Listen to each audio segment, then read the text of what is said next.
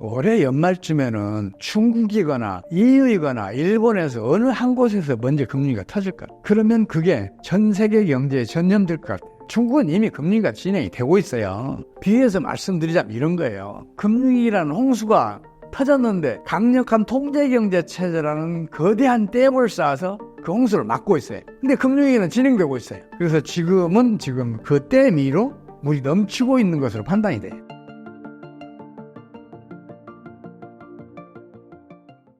저는 21세기 경제학 연구소 최용식 소장이고요. 제가 경제 병약을 처음으로 구축했다는 평가를 받고 있는 사람입니다. 현재 상황을 금융위기로 보시는 이유와 그 징후로는 어떤 것이 있나요?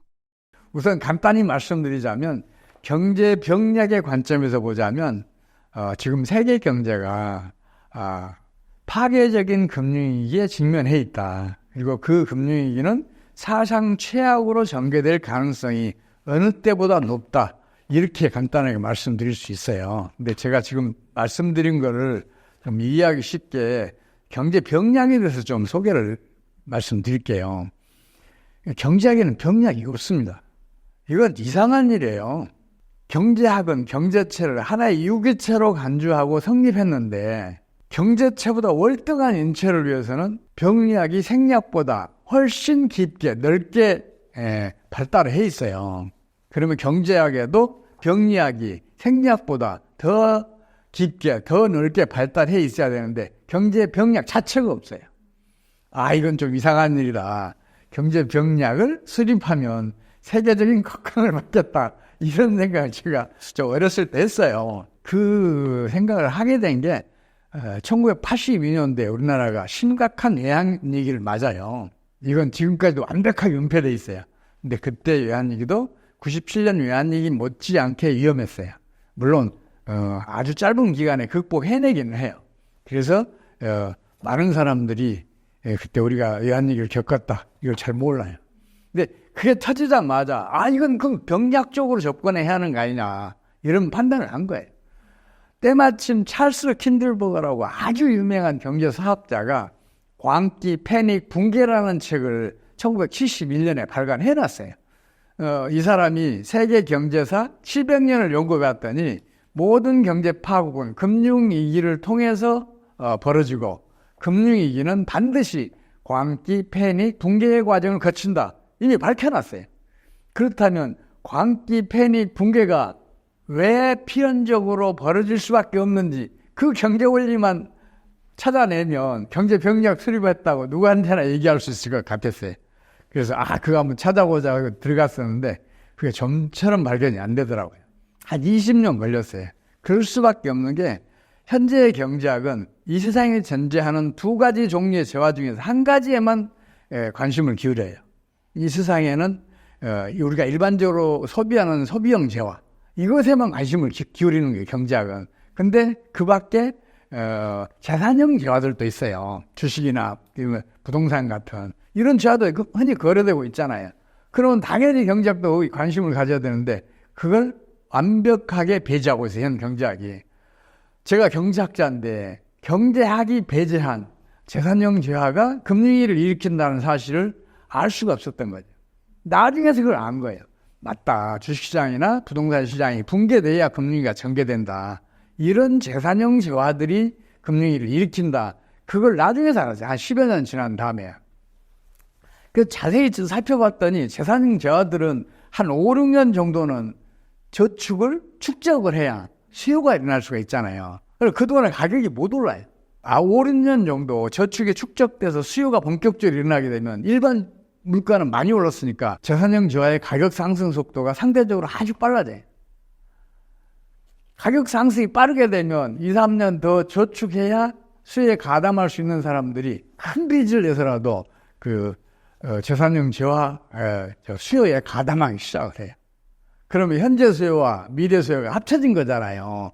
장차 2, 3년 후에 나타날 수요가 이제 시간 이동을 해왔으니까 그 현재 수요가 미래 수요가 합쳐지면 수요는 배가 되잖아요. 그럼 가격은 폭등을 해요. 이게 광기를 일으키는 경제 원리예요.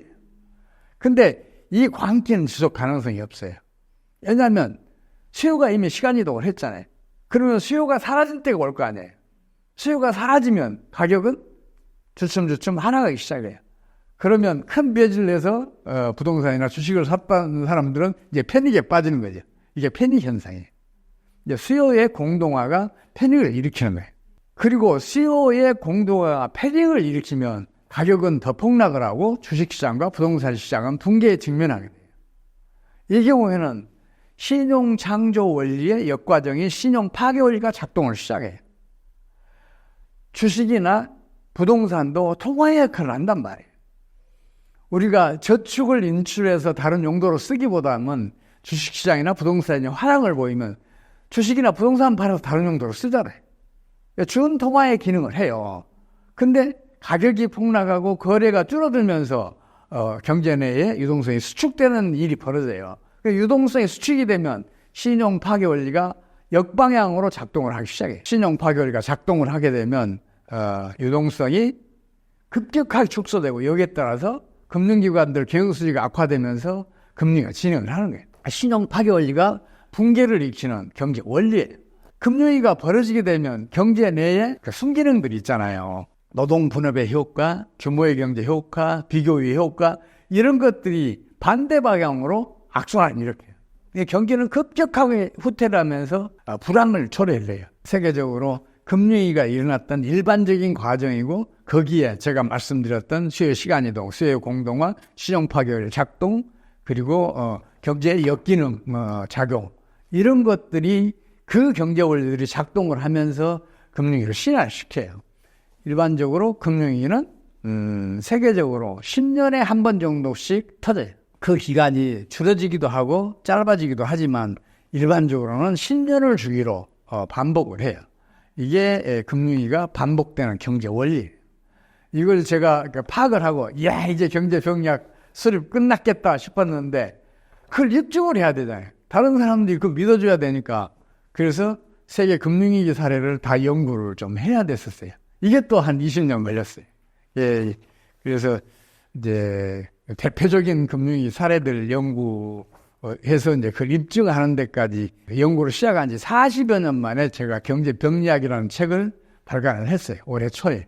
근데 이 경제병리학 책으로 봤더니 그 관점에서 봤더니 올해 연말쯤에는 금융위기가 터지겠다. 그런 판단을 하고 있는 거죠. 그리고 그 금융위기는 역사상 가장 처참할 수도 있겠다. 그래서 지금 걱정을 많이 하고 있어요. 제가 또 하나 빼먹은 게 있어요. 그게 뭐냐면 금융위기가 얼마나 심각하게 터지고 전개되느냐는 금융위기가 터지기 직전에 정부가 얼마나 과도한 경기 부양 정책을 펼쳤느냐에 따라서 그 심도가 달라져요. 그 길도 달라지고 해요. 그래서 금융위기 직전에 과도한 경기 부양 정책을 펼치면 금융위기가 아주 심각하게 터지고 전개가 돼요. 대신 금융위기가 터진 다음에는 또 정부가 얼마나 적절하게 신속하게 거기에 대응하느냐에 따라서 그 파괴력이 아주 작아지기도 하고 금융위기가 초래하는 경기 부진의 기간이 경기 하강의 기간이 짧아지기도 해요. 경제정책이 금융위기 발발에도 중요한 역할을 하지만 그 뒤에 치유 과정에도 아주 중요한 역할을 해요. 근데 이번에 터질 것으로 보이는 금융위기는 미국을 중심으로 해서 과도한 경기 부양 정책을 펼쳤기 때문에 좀 심각하게 전개될 것 같다고 저는 판단하고 있어요. 그거 이제 구체적으로 말씀드리자면 이런 거예요. 2020년 3월에 코로나 사태가 갑자기 확산되고 위험해지면서 경제 봉쇄 조치가 일어났잖아요. 그러니까 경기가 급강했어요. 그러면 이제 경제는 악순환을 하잖아요. 경제 그 악순환을 차단하기 위해서 미국이 과도하게 경기 부양 정책을 펼치기 시작해요. 재정 지출은 무려 42%를 증가시켜요. 그리고 미국 연준은 통화량을 본원 통화를 52%를 증가시켜요. 이거는 예년에 5배에 달하는 그 증가율이에요. 경기는 당연히 과열될 수밖에 없죠. 재정 지출도 그만큼 늘렸고 통화량도 그만큼 늘렸으니까 경제는 활성화되지만 경기는 과열될 수밖에 없죠. 경기 과열이 나면 무슨 일이 벌어지냐? 첫 번째는 물가가 불안해지고 두 번째는 이제 국제 수지가 악화돼요. 실제로 미국의 소비자 물가 상승률은 그 뒤로 줄기차게 상승해서 2022년 6월 말에는 9.3%까지 올라가요. 과도한 경기 부양 정책의 그 결과예요. 경상수지 적자는 GDP의 2.2%에서 2022년 말에는 이게 3.8%가 증가돼요. 경제가 이렇게 이제 불안해지게 되면 당연히 금융위기가 진행을 하게 돼요. 사실은 2022년 상반기에 이미 금융위기가 진행을 했어요. 당시에 미국의 성장률이, 분기별 성장률이 2020년 상반기 각각 마이너스 성장을 해요. 1분기, 2분기 연속 마이너스 성장을 해요. 이렇게 2분기 이상 마이너스 성장을 하는 것은 금융위기가 진행되지 않으면 그렇게 경기가 빠르게 향하지 않아요. 당시에 이미 금융위기가 진행이 됐어요. 다만 미국이 적절한 정책을 신속하게 펼쳐서 그 금융위기 심도를 낮췄고 그 기간도 짧게 했어요. 2분기로 끝나게 만들었어요. 그러니까 많은 사람들이 간과하고 있어요. 당시에 금융위기가 진행됐다는 사실을. 지금도 많은 경제 전문가들이 그 사실을 몰라요. 금융위기가 진행되지 않으면 2분기 연속 마이너스 성장이 안 일어나요. 그때 그게 일어났던 거죠. 금융위기가 터지고 그리고 경기가 급속하게 하강하니까 미국이 갑자기 여러분 많이 들어보셨을 거예요. 자이언트 스텝, 빅 스텝 이런 걸 밟으면서 기준금리를 0.5%, 0.75% 이렇게 각각 올려요. 평상시에는 0.2%씩 미세 조정을 하다가 갑자기 2배, 3배 이 기준금리를 올렸었어요. 그 얘기는 무슨 얘기냐? 당시에 금리가 진행됐다. 이걸 차단해내기 위한 특단의 조치였다. 이렇게 판단할 수가 있어요. 미국이 이렇게 기준금리를 급격하게 올리니까 다른 나라에 비해서 이자율이 높잖아요. 다른 나라에 축적된 저축들이 미국으로 몰려간 거예요.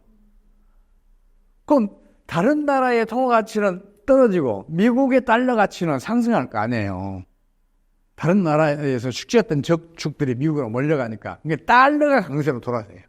달러가 강세로 돌아서니까 미국에 투자하면 한 차익을 노릴 수가 있잖아요.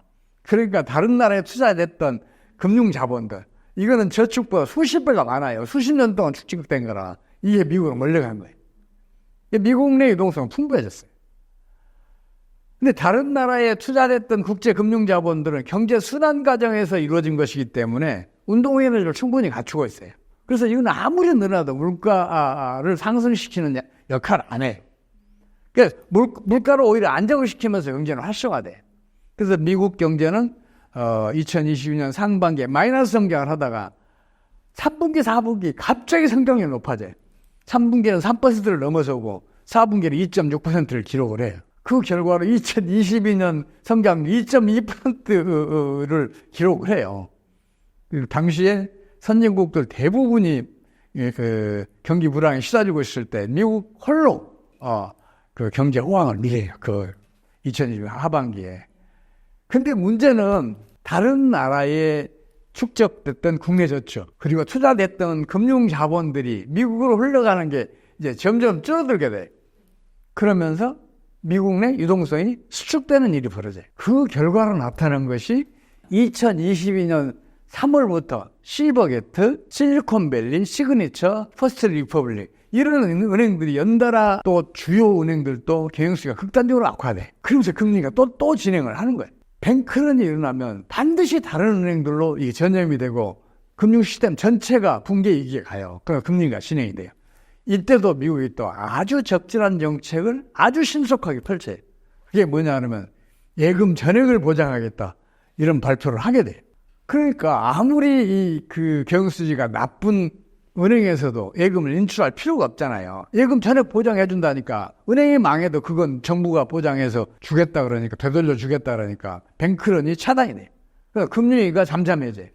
그래서 미국 경제는 이제 그 금융위기 진행에서 벗어나요. 그래서 2023년에도 이제 여전히 경기 호조가 이어져요.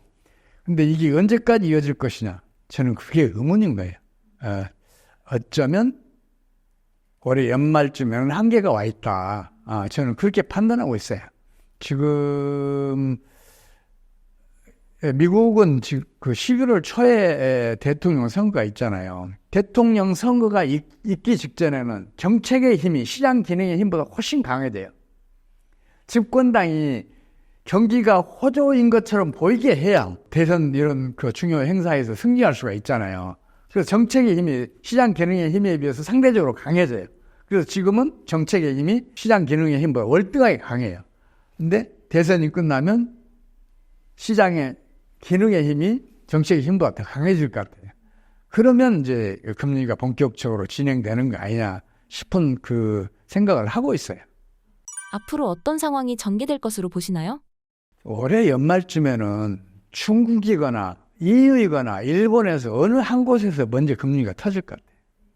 그러면 그게 곧바로 전 세계 경제에 전염될 것 같아요. 그걸 제가 우려하고 있어요. 우선 중국의 경우를 보면 중국은 이미 금리가 진행이 되고 있어요. 부동산 시장이 붕괴되면서 그 신용 파괴리가 작동을 하고 있어요. 근데 지금 중국 경기는 아주 심각하잖아요. 우선 중국의 경우를 보면 이미 금리가 시작됐어요. 시작됐는데 중국은 강력한 통제경제 체제예요. 그래서 금리 진행을 늦추고 있어요. 정부의 강제적인 힘으로 그걸 속도를 늦추고 있어요. 비유해서 말씀드리자면 이런 거예요. 금융위기라는 홍수가 터졌는데 강력한 통제경제 체제라는 거대한 댐을 쌓아서 그 홍수를 막고 있어요. 근데 금융위기는 진행되고 있어요. 금융위기라는 홍수가 계속 몰려오는 거죠. 그래서 지금 그 댐 위로 물이 넘치고 있는 것으로 판단이 돼요. 댐 위에 물이 넘치면 그 댐은 반드시 무너집니다. 그래서 중국도 지금 그 거대한 댐이 무너지기 직전이고 그 무너지면 금리가 진행된다. 저는 이렇게 판단하고 있어요. 그 일본 같은 경우에는 중국보다 더 심각한지도 몰라요. 일본은 지난해 하반기부터 이미 마이너스 성장과 0% 초반 성장률로 떨어졌어요. 그러니까 경기가 급격하게 하강해서 지금 엄청 부진한 상황이죠. 그럼에도 불구하고 일본 주식시장은 사상 최고 기록을 올해 4월까지 갱신을 했고 지금도 여전히 높은 수준을 유지하고 있어요. 사상 최고 기록을 갱신한 게 지금 30여 년 만이에요. 1989년 최고치를 찍었다가 지금 2024년이니까 약 한 35년 만이잖아요. 일본으로 놀라운 일이 벌어진 거예요. 경기가 부진하는데도 불구하고 주식시장이 사상 최고가를 갱신했고 호조를 보이고 있어요. 왜 그렇겠어요? 이건 엔캐리 자금 때문에 그래요. 이제 엔캐리 자금 좀 설명이 필요해요. 이게 뭐냐면 일본의 기준금리는 0.25%잖아요. 세계에서 가장 낮아요.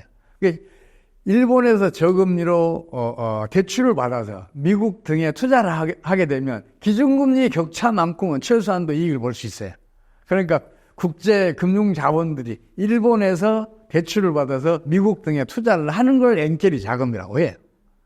그게 어떤 전문가들은 1조 달러가 넘는다. 어떤 전문가들은 다른 전문가들은 10조 달러가 넘는다는 얘기를 해요.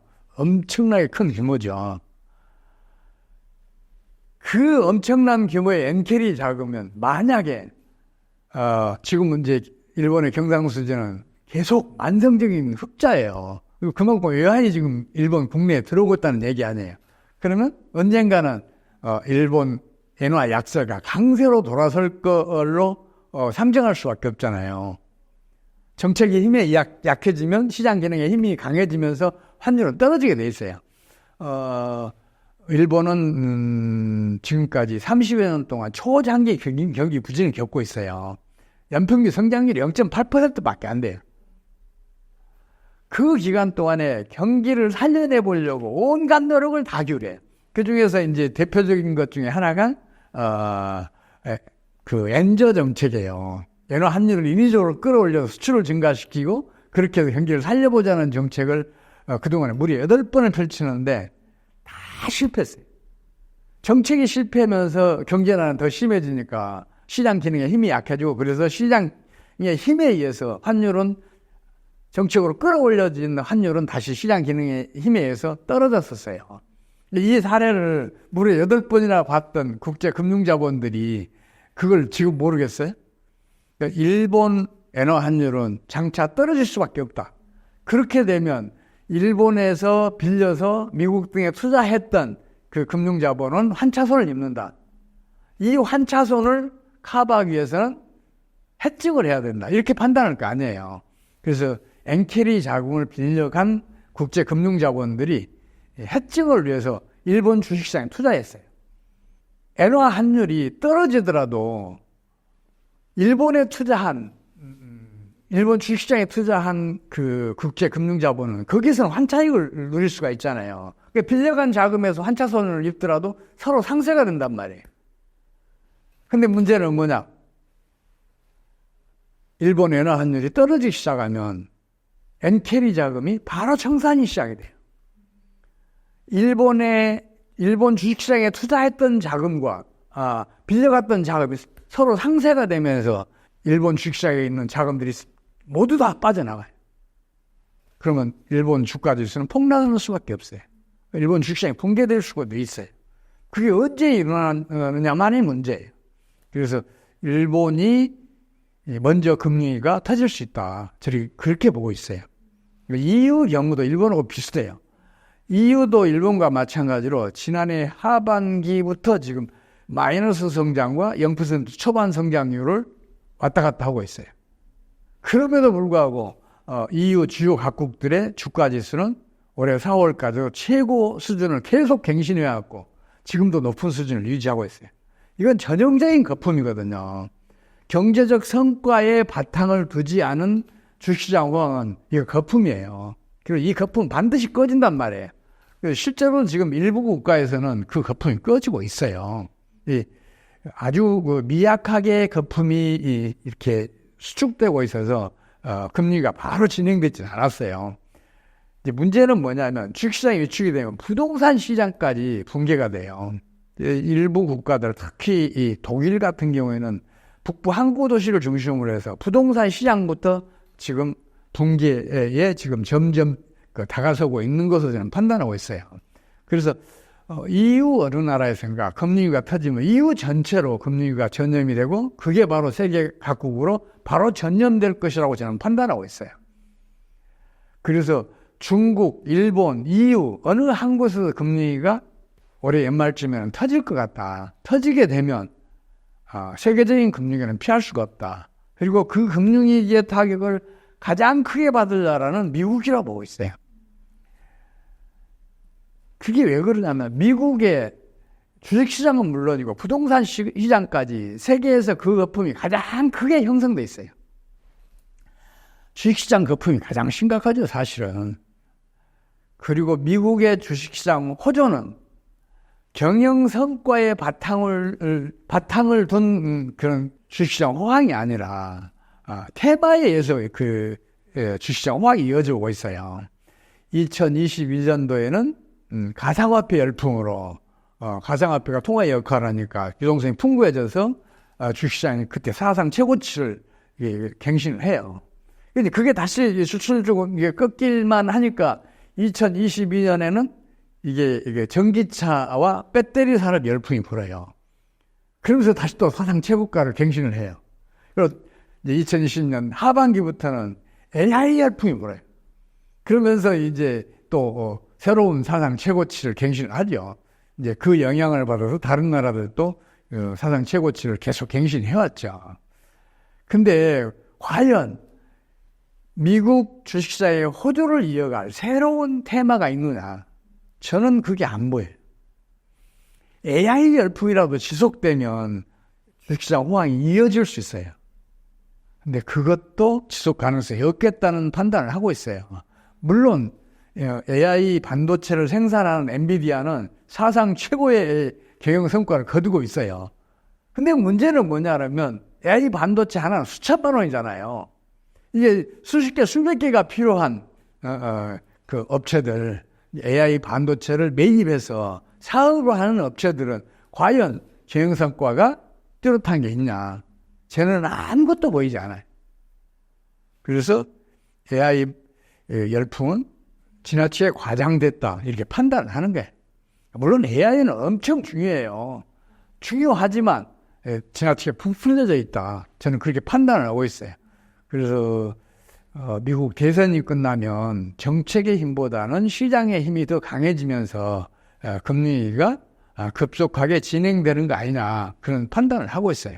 그래서 지금 물론 금융위기는 정부 정책이 과감하면 할수록 그걸 극복해낼 수 있어요. 재정 지출을 늘리고 기준금리를 낮추고 통화량을 증발하고 그러면 차단해내요. 근데 문제는 뭐냐? 그런 과도한 경기 부양 정책들이 반드시 스태그플레이션을 일으킨다는 거예요. 미국은 스태그플레이션은 1960년대 말부터 1980년대 초까지 거의 20년 동안 시달려요. 금융위기와 같은 급성 질환은 심각하긴 하지만 단기간에 극복해낼 수 있어요. 그러나 스태그플레이션 같은 만성 질환은 그 치료하는데도 긴 기간이 필요하지만 오랜 인내가 필요하고 또 엄청난 비용이 들어가요. 사람도 그러잖아요. 성인병처럼 만성 질환일 경우에는 급성 질환보다 훨씬 더 위험하잖아요. 그리고 오랜 그 기간에 치료가 필요하고 비용도 많이 들어가잖아요. 그와 마찬가지예요. 그래서 저는 금융위기가 올해 연말은 터졌으면 좋겠어요. 그래야 스태그플레이션으로 안 가요. 근데 스태그플레이션으로 갈 가능성도 있어요. 근데 그래서 저는 그 두 개를 다 걱정하고 있는데 제발 금융위기가 올해 연말에는 터졌으면 좋겠어요. 저는 그런 판단을 하고 있어요. 개인들은 현금을 어떻게 관리해야 하나요? 지금 사실 제가 좀 과도하게 금융위기를 부풀린 경향이 있다고 판단하시는 분도 많을 거예요. 그러나 그런 분들조차도 뭔가 불안하다 이런 느낌을 가지고 계실 거예요. 지금처럼 세계 경제의 앞날이 불투명하고 불안할 때는 투자 활동이든 다른 경제 활동이든 최대한 신중하고 수비적으로 하시는 게 바람직해요. 그리고 제대로 기면 현금을 많이 확보해 둘 필요가 있어요. 위기 다음에는 반드시 큰 기회가 와요. 우리 1997년 말에 외환위기 터진 다음에 그걸 느꼈잖아요. 98년 상반기까지는 그동안 투자했던 분들 큰 손실을 받거나 아니면 파산한 분들도 많아요. 근데 외환위기라는 사상 최악의 경제위기가 터졌을 때 그걸 극복해 가는 과정에서 98년도에 투자했던 분들은 2000년쯤에는 5배 이상, 어떤 분들은 수십 배의 그 이익을 거둔 사람도 있어요. 그 돈으로 거대한 금융회사를 일으킨 분도 있어요. 그런 기회가 이번에 또 오고 있다고 저는 판단해요. 그리고 그 기회를 잡으려면 현금을 확보해야 될 거 아니에요. 그래서 지금은 현금을 확보해 놓으셨다가 기회를 봐서 투자하시면 좋은데, 그러면 그 타이밍이 언제냐? 아마 2년쯤 지나면 주변에서 주식 투자 얘기, 부동산 투자 얘기 싹 사라질 거예요. 그리고 그때가 가장 최적의 그 타이밍일 거예요. 그래서 그때까지 잘 견뎌내시길 제가 이렇게 부탁드리고 싶습니다. 그럼 반드시 기회가 와요. 사실은 그 전에 금리가 터져서 주식시장, 부동산 시장 폭락했을 때가 절호의 타이밍인데, 근데 그거 포착하기가 쉽지 않아요. 그리고 그때 투자했다 더 떨어지게 되면 당황해서 다시 팔게 되게 돼요. 그래서 차라리 한 2년 기다렸다가 그때 하시는 게 좋겠다 싶은 생각이 들어요. 최저점에서 사는 것보다 올랐을 때 사야, 그리고 그 안에 이익은 다른 사람한테 주고 그때부터 일어날 이익은 내가 차지하겠다는 그런 마음을 가지셔야, 남하고 나눠서 이익을 가져가겠다는 마음을 가지셔야 실패하지 않을 수 있어요. 글로벌 경제 위기가 한국 경제에 미치는 영향은 어떻게 보시나요? 만약 세계적인 금리가 터진다면 우리나라도 그 타격을 심하게 받겠죠. 그렇지 않아도 지금 우리나라 경제는 심각하잖아요. 지금 역대 정권에서 성장률이 연평균 성장률이 계속 떨어져 왔어요. 그래서 우리 국민이 느끼는 경제적 고통은 상대적으로 엄청 커요. 사람이 그렇잖아요. 뭔가 좋아지는 것 같으면 아무리 지금 상황이 나빠도 견뎌내요. 근데 점점 나빠지면 더 비관적인 생각을 갖게 돼요. 그럼 경제는 더 나빠져요. 그래서 지금 우리 경제의 앞날이 결코 밝은 건 아니에요. 여기에다가 세계적인 금리가 터지면 더 치명적인 타격을 받을 수가 있어요. 근데 다행스러운 거는 세계적인 금융위기가 터지더라도 우리 정부가 하나의 정책만 펼치면 세계에서 가장 성공적으로 가장 단기간에 피해도 가장 적게 벗어날 수 있어요. 그 정책이 뭐냐? 우리나라는 그 경상수지가 만성적인 흑자잖아요. 그 규모도 크잖아요. 그래서 정부가 외환시장에 개입을 안 하면 외환이 그만큼 경상수지 흑자만큼 국내에 유입되고 있으니까 외환의 가격은 떨어지고 우리 원화 가치는 올라가야 되잖아요. 이게 시장 기능의 힘이에요. 근데 정부가 그걸 막고 있잖아요. 수출이 증가해야 경기가 살아나고 그래야 국민들도 경제나 완화된다고 잘못 판단하고 그 정책을 펼치고 있으니까 저 환율이 높은 수준을 유지하고 있거든요. 오늘 보니까 1390원 왔다 갔다 하더라고요. 이건 정상적인 환율이 결코 아니에요. 아니 우리나라 지금 1998년부터 지금까지 경상수지 흑자가 얼마인데 그만큼의 외환이 국내에 들어왔는데 환율은 떨어졌어요. 정상이잖아요. 근데 어떻게 1390원을 가겠어요. 근데 다행히 그렇게 끌어올려놓은 게 어쩌면 앞으로 우리나라가 세계적인 금융위기를 극복하는데 결정적인 역할을 할 수 있을 것 같아요. 만약에 정부가 외환시장 개입을 수비적으로 하게 되면, 공격적으로 하면 안 돼요. 수비적으로 하게 되면, 환율이 점진적으로 떨어지는 걸 용납하게 되면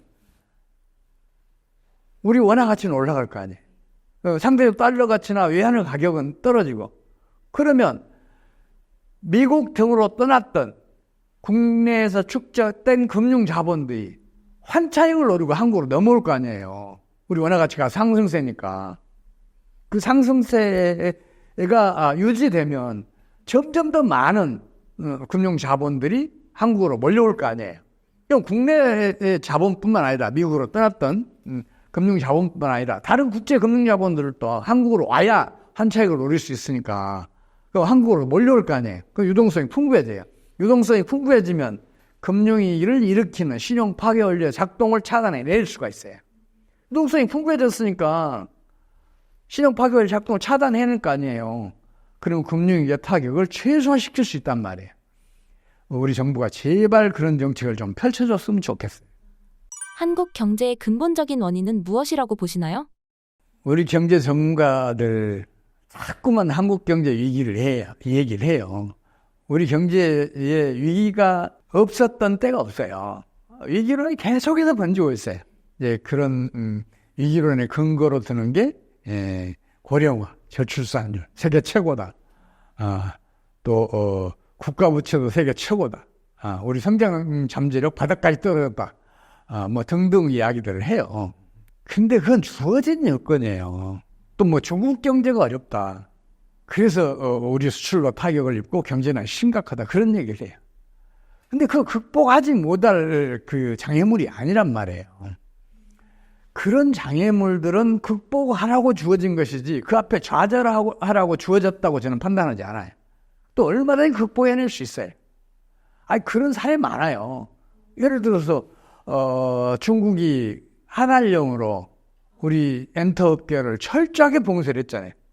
우리 엔터업계 어떻게 했어요? 일본 시장, 동남아 시장 더 적극적으로 개척했고 미국 등 미주 시장 개척해냈고 또 유럽 시장도 개척해냈잖아요. 서남아 시장, 중동 시장, 심지어 아프리카 시장까지 개척해내서 한류를 전 세계를 퍼뜨렸잖아요. 우리 엔터업계만 그러나요? 화장품 업계도 중국에서 온갖 그 나쁜 소문들을 만들어서 억제를 했었잖아요. 그러나 우리 화장품 업계는 전 세계로 나갔잖아요. 그래서 우리 뷰티 산업은 세계적으로 지금 각광을 받고 있잖아요. 그뿐만 아니라 그 삼성 휴대폰도 온갖 악소문 만들어서 중국 시장에서 그 점유율이 뭐 최악으로 떨어졌잖아요. 삼성전자는 다른 나라 시장으로 이렇게 개척해 나갔잖아요. 기업은요, 망하기 때문에 강해요. 어느 문이 닫히잖아요. 망하지 않기 위해서 다른 문을 연다니까요. 중국 시장이 막히면 다른 시장을 열어요. 또 고령화, 저출산 문제도 그거 얼마든지 극복해낼 수 있어요. 그 극복해낸 나라들이 있어요. 대표적인 사례 하나만 들자면요. 아일랜드는 1980년대까지만 하더라도 유럽의 병자라는 소리를 들었어요. 경제난이 워낙 심각하니까. 그래서 젊은 사람들이 일자리를 찾을 수가 없으니까 일자리를 찾아서 해외로 이민을 갔어요. 그래서 아일랜드 인구는 740만에서 한때 반토막이 났어요. 인구가 반토막이 났는데 주로 젊은 사람들 중심으로 줄어들었는데 1990년부터는 비약적인 경제 투약을 시작을 해요. 심지어는 현재 가치로 현재의 우리나라 국민 소득 수준이었을 때, 선진국 문턱을 넘어섰을 때, 그때부터도 10여 년 동안 연평균 성장률이 9.3%를 기록해요. 우리나라가 지금 3만 4, 5천 달러 수준인데 여기에서 연평균 성장률을 10년 동안 한다고 생각하고 해봐요. 그런 일을 아일랜드가 해낸다니까요. 그래서 지금 아일랜드 1인당 국민소득은 지금 10만 달러를 넘어섰어요. 세계에서 가장 잘 사는 나라에 속했어요. 인구가 반토막 났어. 그거 해냈다니까요. 저출산 고령화 왜 극복을 못해요? 우리나라 국민이 아일랜드 국민만 못해요. 우리 기업이 아일랜드 기업만 못해요. 우리가 훨씬 더 뛰어나잖아요. 우리나라 산업 경쟁력, 기업 경쟁력, 또 우리 국민의 개인 경쟁력, 성장력은 세계 최강이라고 저는 믿고 있어요. 산업 경쟁력 같은 경우에는 화장품 산업이 있죠. 이거 초정밀 산업이에요. 제약 산업과 함께. 그리고 무기 산업이 있죠. 무기 산업은 초정밀 기계 산업이에요. 이런 산업들은 국민소득 10만 달러가 아니라 20만 달러도 견뎌낼 수 있는 산업들이에요. 근데 우리 지금 그 뷰티 업계, 무기 산업 업계 세계적인 각광을 받고 있잖아요. 우리나라 산업 경쟁력, 국제 경쟁력, 성장 잠재는 그만큼 크단 말이에요. 우리 정부의 정책이 실패하고 있기 때문에 경제난이 심각할 따름이지, 우리 국민 기업 산업은 세계 최강의 경쟁력, 성장력을 갖추고 있어요. 제일 심각한 것은 가계부채 문제. 흔히들 가계부채가 심각하다고 얘기하는 경제 전문가들 그러잖아요. 우리나라 가계부채 무율은 세계 최악이다. 그런 얘기를 해요. 근데 그 사람은 통계 조작하고 있어요. 가계부채 비율에 분모는 이것도 빼고 저것도 빼고 막 다 빼요. 분자에는 이것도 포함시키고 저것도 포함시키고 다 포함시켜요. 그러니까 크게 보일 수밖에 없죠. 근데 국제 비교를 위해서는 공인된 통계를 바탕으로 가계부채 비율을 산정해내야 돼요. 그 공인된 통계가 뭐냐? IMF 통계 매뉴얼에 따른 통계예요. 우리 한국은행이 그걸 발표하고 있어요. 정기적으로 발표하고 있어요. 한국은행의 그 통계 지표 보면 거기에 가계 신용이라는 게 있어요. 이게 가계 부채. 이제 금융기관 입장에서는 가계 신용이잖아요. 근데 가계 입장에는 가계 부채란 말이에요. 이 가계 신용이라는 게 있어요. 그리고 한국은행은 또 정기적으로 GDP를 발표를 해요. 그러면 그 기준에 따라서 우리나라 가계 부채 비율을 계산해 보면 90%가 아직 안 돼요. 이렇게 한번 생각을 해보세요. 모든 경제 변수는 양면을 봐야 돼요. 그래야 정확한 진단을 해낼 수가 있어요. 예를 들어서 수요가 많이 늘면 가격은 오를 것 같죠. 근데 공급이 더 많이 늘면 가격은 떨어져요. 그러니까 수요 공급 양면을 봐야 가격이 어떻게 갈지를 알 수가 있잖아요. 가계부채도 마찬가지란 말이에요. 가계부채 이면에 뭐가 있어요? 은행에 대출이 있죠. 은행의 가계대출은 언제 많이 증가할까요? 당연히 자본 축적이 충분할 때 가계 부채 비율이 늘어나요. 그럴 거 아니에요. 은행 입장에서는 1,000억 원을 한 개 기업에 대출해주는 게 훨씬 인게요. 1억 원씩 1,000개의 가게에 대출을 해주게 되면 그 관리 비용이 얼마나 비싸겠어요. 얼마나 많은 사람들이 거기 매달려겠어요. 그래서 믿을 만한 기업에 대출을 해주고도 남을 정도로 자본 축적이 돼야 가계의 그 대출은 이루어져요. 그렇다면 한번 생각해 봐요. 자본 축적이 많을수록 좋아요? 적을수록 좋아요? 당연히 자본 축적이 많을수록 좋죠. 자본 축적이 많은 나라들이 소득 수준도 높고 성장률도 높잖아요. 실제로 세계의 각국을 한번 비교해 봐요. 소득 수준이 높고 경제도 안정적으로 성장하는 나라들 가계부채 비율이 다 120% 넘어요. 네덜란드, 스위스, 스웨덴, 미국 등등. 심지어 이 나라들 중에서 150% 넘는 나라도 있어요. 반면에 가계부채 비율이 낮은 나라는 아예 저개발국이거나 선진국이더라도 소득 수준은 높으나 장기간 경제난을 겪고 있어요. 그런 대표적인 나라가 일본, 그리스, 이탈리아, 스페인, 포르투갈 등이에요. 이 나라들은 가계부채 비율이 80%도 안 돼요. 어느 나라도 바람직해요. 가계부채 비율이 많은 나라일수록 잘 살잖아요. 그게 훨씬 바람직하잖아요. 근데 가계부채 비율이 왜 문제라는 얘기예요. 자본 축적이 많은 게 왜 문제라는 얘기라는 거죠. 제발 가계부채 문제만큼은 우리 국민이 좀 정확하게 인식해줬으면 좋겠어요. 만약에 우리나라의 경제 이론이 최근처럼 이렇게 잡초처럼 막 번성하지 않았으면 우리 경제는 지금처럼 어려움을 겪지 않았을 거예요.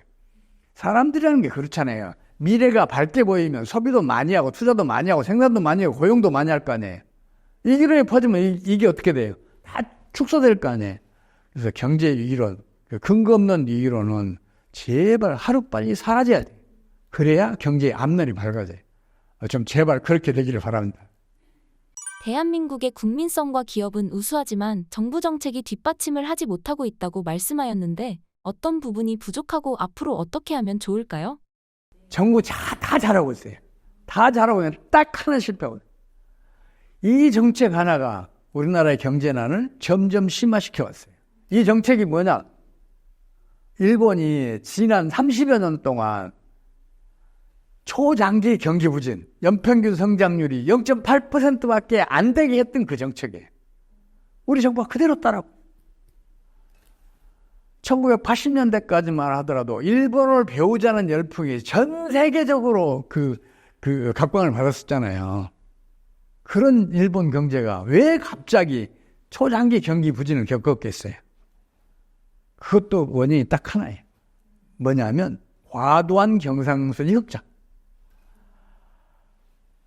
우리 속담에도 있잖아요. 과유불급. 지나치면 부족함만 못하다. 과도한 경상수지 흑자는 결코 바람직하지 못해요.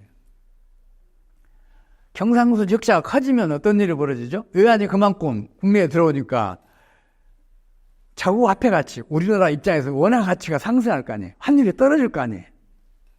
그러면 수출 경쟁력이 낮아지잖아요. 그러면 수출을 유지하기 위해서는 원화 가치를 다시 상승시켜야죠. 어떻게 해요?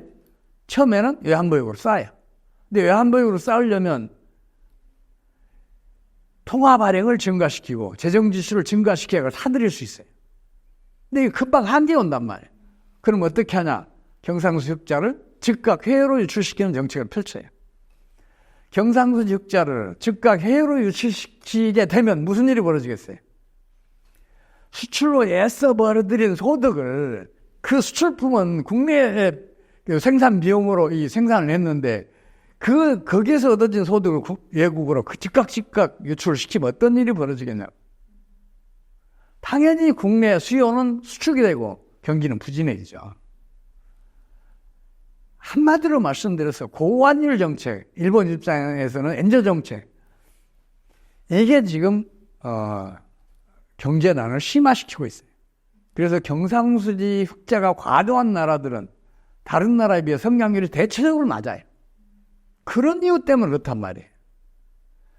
근데 경제정책 당국자들, 우리나라뿐만 아니라 일본, 중국, 독일 등등의 경제정책 당국자들은 환율이 올라야 수출이 증가한다고 믿고 있어요. 경상수지가 흑자인 경우에는 그런 사례가 단 하나도 없어요. 환율이 올라서 수출을 증가시키는 효과는 기껏해야 3개월에서 4개월이에요. 그 다음부터는 오히려 수출이 줄어요. 이거 설명하면 길어요. 그래서 간단하게 풀코스 원리가 작동하기 때문이라고 말씀드리고 넘어갈게요. 반대 사례가 없어요. 경상수지가 흑자인 경우에는 환율이 오르면 반드시 수출은 줄어요. 반면에 환율이 점진적으로 떨어지잖아요. 그리고 수출은 급증을 해요. 이건 또 왜 그러겠어요? 이거는 기업은 망하기 때문에 강해서 그래요. 환율이 떨어지면 수출 기업들은 파산에 직면하게 되잖아요. 환율이 떨어지면 100달러짜리 수출하던 업체는 환율이 1,000원에서 800원으로 떨어지면 8만 원밖에 못 받잖아요. 10만 원 받다가. 그러면 파산에 직면하죠. 그럼 기업들은 어떻게 해요? 망하지 않기 위해서 몸부림을 친단 말이에요. 100달러짜리 수출하던 업체는 150달러짜리 기어이 개발해내요. 150달러짜리가 있고 안 돼. 그럼 200달러짜리를 또 개발을 해내요. 이게 기업이 강한 이유예요. 우리나라는 그런 사례를 2번 겪었어요. 1980년대 중후반, 2000년대 초중반 2번 겪었어요. 5, 6년 동안 환율이 줄기차게 떨어졌는데 수출은 2배, 3배가 늘었어요. 경상수적자는 계속 커지는 거예요. 정책 당국자들이 고환율이야 경기가 호전된다고 믿는 이유가 있어요. 그게 뭐냐면 GDP의 절반에 육박한다고 믿고 있기 때문이에요. 수출 많이 살 길이라는 거예요. 환율이 올라야 수출이 증가하고 그래야 내수가 확장이 돼서 경기가 상승으로 돌아선다고 믿고 있어요. 근데 이건 틀렸어요. 수출은 매출 총액이에요. GDP는 부가가치 총액이에요. 이거 2개 단순히 합하면 안 돼요. 깡통 하나와 드럼통 하나를 합해서 2개라고 얘기하면 안 돼요. 기준을 일치시키면 어떻게 되냐? 수출은 GDP의 10%가 안 돼요. 지금 현재. 반면에 내수가 90% 이상이에요. 그럼 이렇게 생각을 해보세요. GDP의 90% 이상인 내수는 환율이 떨어질 때 확장이 되겠어요? 아니면 환율이 오를 때 확장이 되겠어요? 당연히 환율이 내릴 때 확장이 돼요. 우리 지금 주요 자원들 다 쉬려고 있잖아요. 중간재들, 시설재들, 기타 소비재들도 환율이 떨어지면 더 값싸게 사올 수 있잖아요. 그러면 같은 소득으로 더 많이 소비할 수가 있잖아요. 물가도 안정시킬 수 있잖아요. 그래서 환율이 떨어질 때 GDP의 90%인 내수는 확장이 되고 경기는 호전을 보인단 말이에요. 그래서 경상수지가 흑자인 경우에는 환율을 점진적으로 떨어지게 용납하는 정책을 펼쳐야 돼요. 근데 우리 정부는 반대 정책을 펼치고 있어요. 당연히 내수는 부진해지죠. 그래서 지금 우리 경제난은 정권이 바뀌더라도 계속해서 성장률이, 연평균 성장률이 떨어지고 있고 지금 경제난이 아주 심각해 있어요. 다만 우리나라는 고환율 정책을 펼친 게 일본보다 한 20년 늦어요. 그래서 일본보다 초장기 저성장의 부작용 후유증이 훨씬 적어요. 그래서 지금 당장 고환율 정책을 폐기하고 환율의 점진적인 하락을 용납하는 정책을 펼치면 우리 성장률은 지금 당장도 6% 이상으로 올라갈 수 있어요. 내수가 그만 확정되니까 연평균 성장률 6%를 넘어가게 되면 5년 안에 우리 국민 소득은 6만 달러 넘어가요. 10년 안에 10만 달러 넘어가서 세계에서 가장 잘 사는 나라가 있어요. 이 정책 하나만 펼쳐도 우리 경제를 살아내요. 왜냐? 우리 기업, 우리 산업, 우리 기업, 국민은 세계 최강의 경쟁력, 세계 최강의 성장력을 가지고 있기 때문에 그래요. 저는 그렇게 믿고 있어요. 그렇잖아요. 우리 국민 세계에서 가장 우수하잖아요. 우리 산업들 세계에서 가장 성장력, 경쟁력이 크잖아요. 우리 기업들도 마찬가지잖아요. 모든 사람에서 다 그래요. 그래서 환율이 점진적으로 하락하는 정책만 펼치면 경제난은 쉽게 벗어날 수 있다. 반면에 그 정책을 계속 추진하면 일본처럼 우리도 앞으로 수십 년 동안 계속해서 저성장을 하면서 경제난은 심각하게 겪어야 한다. 제가 그렇게 말씀드리고 싶어요.